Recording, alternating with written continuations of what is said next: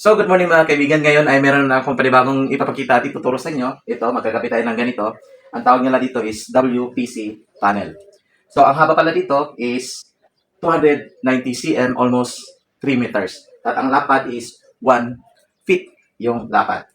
So, kung gusto nyo palang matuto kung paano ikakabit ito, ay ipapakita ko sa inyo at ituturo para matuto kayo. So, tara! Let's go! Ipapakita ko muna sa inyo yung aking naikabit. Ito yung tawag nating WPC panel.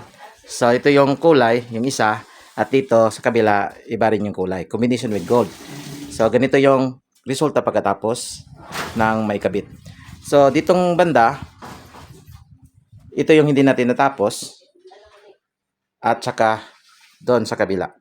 So, bago pala natin putulin yung ating WPC panel, kailangan muna nating sukatan bago natin ikakabit. So, yun lang.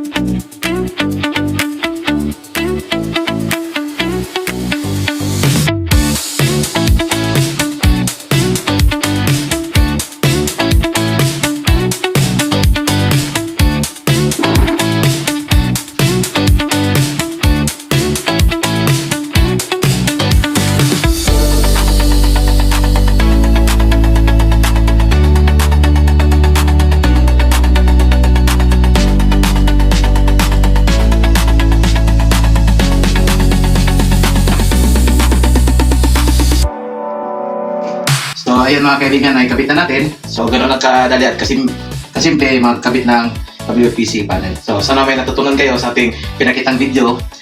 At sana huwag niyo kalimutan mag-like at mag-subscribe sa ating channel. So, hanggang sa muli. Paalam. Peace out. Bye-bye.